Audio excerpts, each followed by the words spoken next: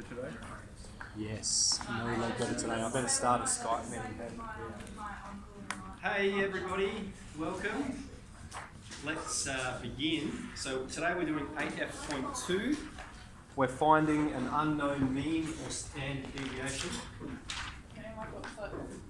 Oh, Enough space. the walk of shame. Okay. I might just wait a little bit because I've got to get this Teams open for Dylan as well. Teams? Space, right? Yeah, should be. Maybe, I don't know. Let's see. He's in the middle. No, Dad's in the middle. So he can't come get his interview? Because he can technically do it online. It's just foul. Yeah. But then when exams come around, well, I mean, he's not wrong. Alright. Yeah, Dylan, you're foul. Big words. Dylan just picks up. Yeah. He'll hear that on the recording, won't he? Oh yeah. He'll know what we all think. It's recording now. Hi, Dylan. Dylan, you're a foul. I mean, you're foul. I thought that this was green. I thought that our school dresses were green. And not the same as one, but you thought that they were green. So I was like, oh my god, they are. Are you coming on?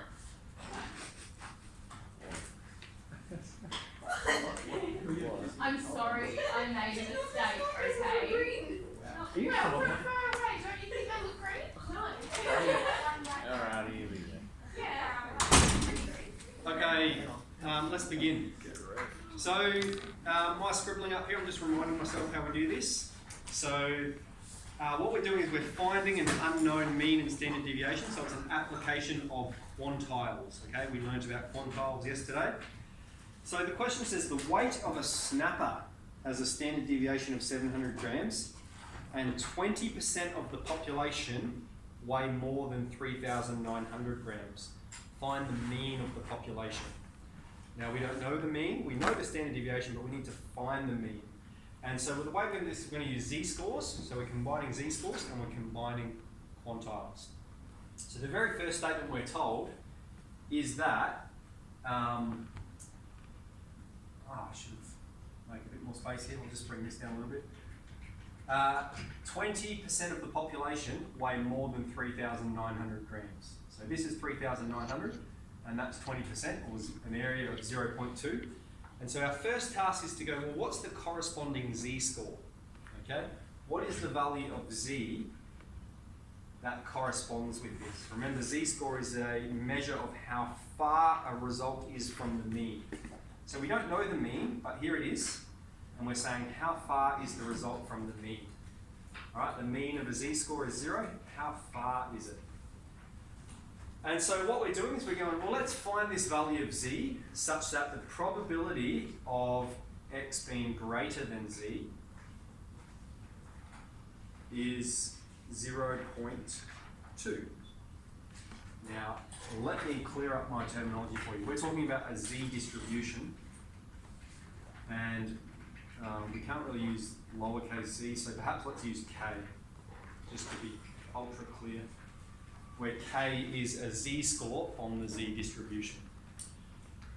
So, our probability of z being greater than k is 0.2, and then we've got our tails pointing to the right, our area is 0.2. For a z distribution, the standard deviation is 1 and the mean is 0. And so I've got my value of k is 0.842. Remember, our value of k is the z-score for how far 3,900 is from the mean. So 3,900 is 0.842 standard deviations from the mean. So our z-score is 0.842, so that means we're going to go, okay, 0.842 is equal to the result that corresponded with that z-score, 3,900 grams. Okay, take away the mean, we don't know the mean, but we do know the standard deviation, which is 700. And now we've got a linear equation that we're solving for the mean. So I'll multiply both sides by 700.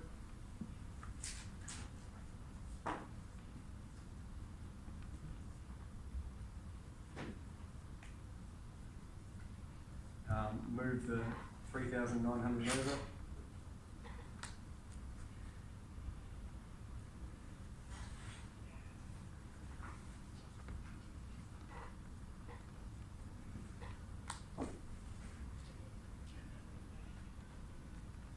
And divide by -1, we've got 3,310.6. So three significant figures, that's just 3,310. And our unit is grams, talking about how heavy it is. 589. Okay, so the process for that one, we identify the z-score that corresponds with the result that we're given. Okay, we then use that z-score in the z-score formula to find the unknown mean or standard deviation. Could be either of them, that's unknown.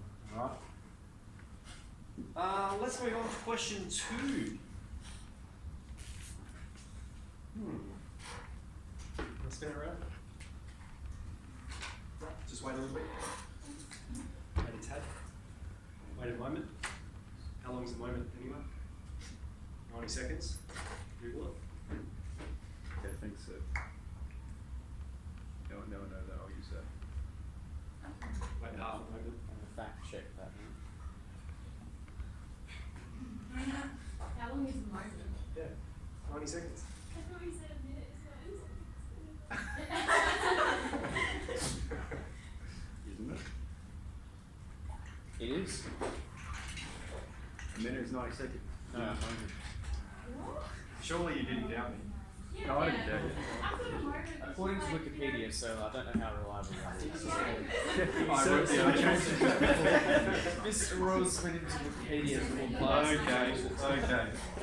Alright, percentage of results for a physics test. Okay, so we've got the x, let me describe this terminology to you.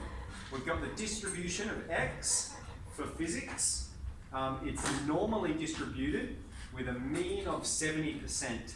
Okay, the average result 70%, the standard deviation 10.5%. And then we've got our chemistry.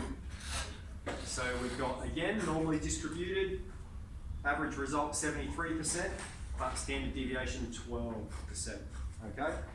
Now we're told Lucy got 83% in her physics test and 85% in her chemistry test. Which one did she do better in?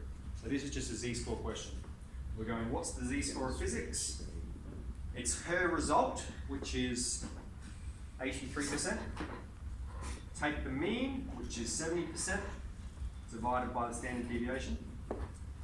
And her z-score for chemistry is 85%. Take the mean, divided by the standard deviation. So this is 1. And Is it 73 or 83? oh, yes. And this is 1.23. 1.24. Okay, so which result is further from the mean? Physics. Therefore, Lucy's physics result is relatively better.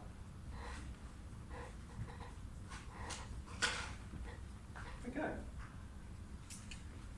Her maths teacher isn't prepared to publicly release the mean and standard deviation of the maths results. But he does tell Lucy 6% of the class scored better than her grade of 87%, and 13% of the class failed. That is, they received less than 50%. Okay? Wait, Mr. Rose, did you need to put a pun there at the bottom? No. No? No, unintentional, but I see it. Okay, so the probability of the distribution of mass being greater than 87% is 0.06. And the probability of it being, now to fail the test, receive less than 50%, so the probability of failing was 0.13. Okay, find the mean and the standard deviation. So in question 1, we did this for just one distribution, one unknown. The mean was unknown. Now the mean and the standard deviation are unknown. But we're repeating the same process. So we're going to draw I'm going to draw those distributions for you, and we'll map them onto a z distribution. Okay. So here we've got 87, and we've got 6%, and here we've got 13%, so not to scale, and 50. And so we need to find the mean, it's in there somewhere, and the standard deviation. The first thing we need to do is find the corresponding z-scores. All right, so let's call this K1, and let's call this K2. All right, because if we're mapping it onto a z-score, we're going to have the probability of z being greater than K1 is 0.06,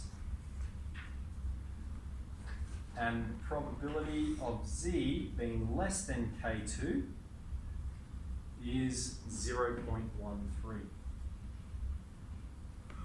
Okay, so we're doing these quantile calculations again. So we're going into inverse normal. So here our tail is right, our area is 0.06. Z distribution, so standard deviation 1, mean 0. Let's find that K1 value. And then here our tail is left, area 0.13, mean of 0, standard deviation 1. Let's find that K2 value.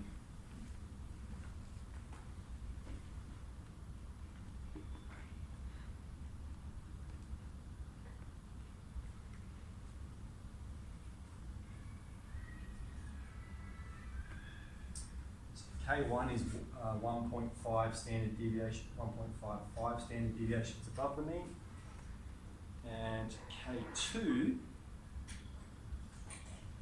is minus 1.13 is 1.13 standard deviations below the mean. Okay, can I rub this part out? Any objections? I'm going to need that space.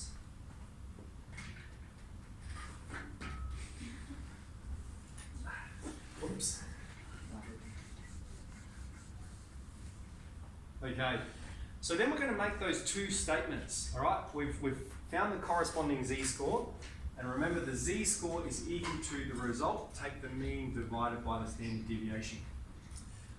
So firstly, we've got the z-score that corresponded with K1.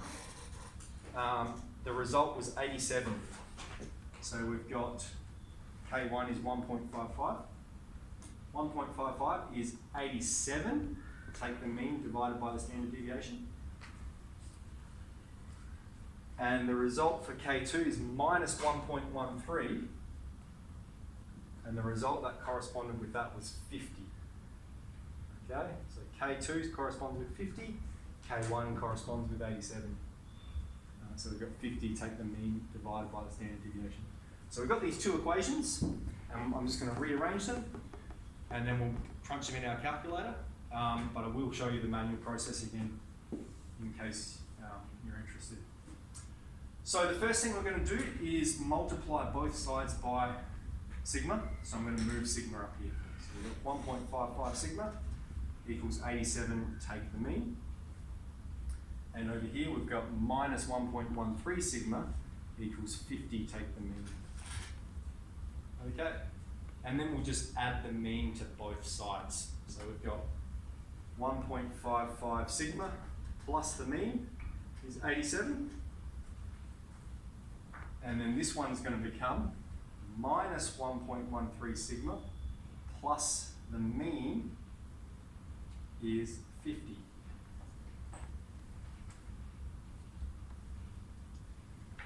All right, so there's so many ways you can do this. So, just trying to think. I think, let me show you the calculator first, and then I'll show you two ways in which you could do it manually. If you want to pay attention, you're welcome to pay attention at that point. Okay, so just in the calculator, we're going menu, equation solver, and this is what we call a simultaneous equation because we've got two unknown variables that we're trying to solve for. So we go into simultaneous and the number of unknowns is 2.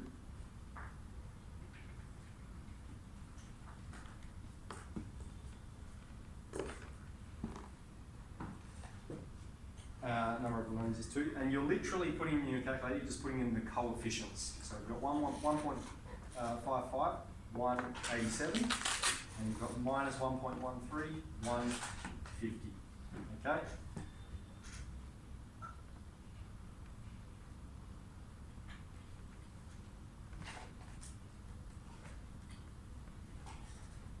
And so we've got a standard deviation of 13.8% and a mean of 65.6%.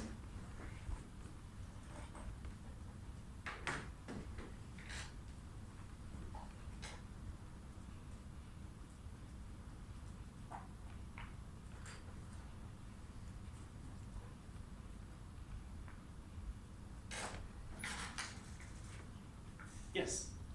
Why is it that the sigma is like an x squared value?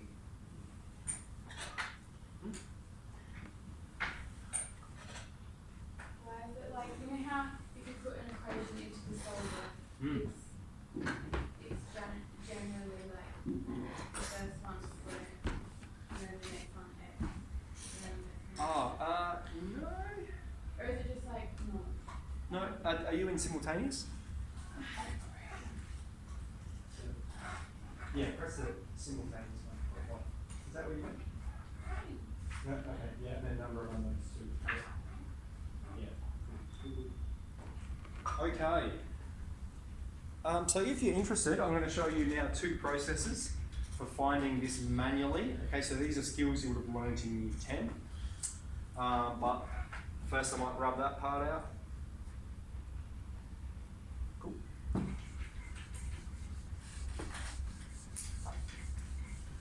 Alright, so I think the easiest way,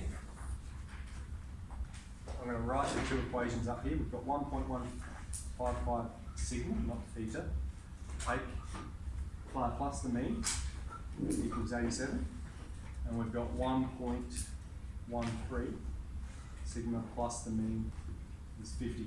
Okay. Now, won't always be the case, all right, but we have the same value of the mean in these two equations, all right? So what we can do is we can just go, let's do the top equation, subtract the bottom equation, all right? So let's call this equation 1, this is equation 2. We're going to perform this operation. Equation 1, take away equation 2. So what's going to happen, we've got 1.55 sigma, take away negative 1.13 sigma, all right? So that's going to become 1.55 sigma plus 1.13 sigma. So we're going to have 2, Ruby. What's going to add up to? 2.68 sigma. And then we've got here mean take away mean. Just cancels, disappears. And so we've got the 0 lots of the mean, and then we've got equals 87 take 50, 37. And so now we've just got one variable by itself. We've got sigma. We divide both sides by 2.68, and we will have sigma is 13.8. Okay, so then we've found our value of sigma, and then to find the mean, we're just going to plug that back into any of these equations. It doesn't matter. Let's do it to the top one because there's a positive there. So we've got 1.55 times sigma, which was 13.8, plus the mean is 87. And so then we've got the mean is equal to 87, take away is 1.55. times 13.8.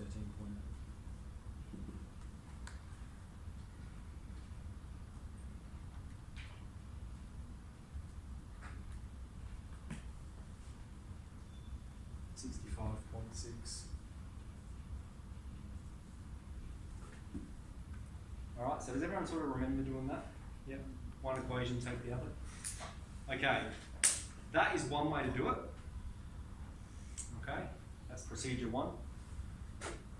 If you don't, look, if this is just obsolete, you know, I'm happy to stop, but if you want, who wants to see the next one? Next process, Dylan? Okay, one person wants to see it, I'm going to do it. Alright, so we've got these two equations. I'm just going to look at equation one. And what we've got is 1.55 sigma plus the mean is 87. And all I'm going to do is I'm going to rearrange this to get the mean by itself. And so I've got the mean is 87, take 1.55 sigma. Alright, I've got that from equation one. This is the value of the mean. And that's from equation one. And then I'm going to input this mean into equation 2. Alright, so we've got minus 1.13 sigma plus, and here's the mean, right, that we just calculated from equation 1. This is what the mean is. 87, take 1.55 sigma, and then that equals 50. Alright, so we'll expand this. We're going to have minus 1.13 sigma, take 1.55 sigma, so we'll get minus 2.68 sigma, plus 87 is 50, move the 87 over, and then divide both sides by the minus 2.68, and we'll get our 13.8 again, and then we find the mean the same way we did up here, in that we substitute that back into any of the equations. Alright? This one will be a nice one because it's already rearranged to find the mean for us. Okay, so both processes have their benefits, but let me point out, this one is only going to work if you have one of the variables has the same coefficient. See how they both have a 1? It's just one lot of the mean. That will not always be the case for a simultaneous equation. So the foolproof method then is this one, in that it'll solve it every time. This is the algorithm that will generate that answer for you, regardless of the number of variables in front of it. All right, and of course your calculator is reliable too. Skills. Any questions? 8f.2, let's leap into it.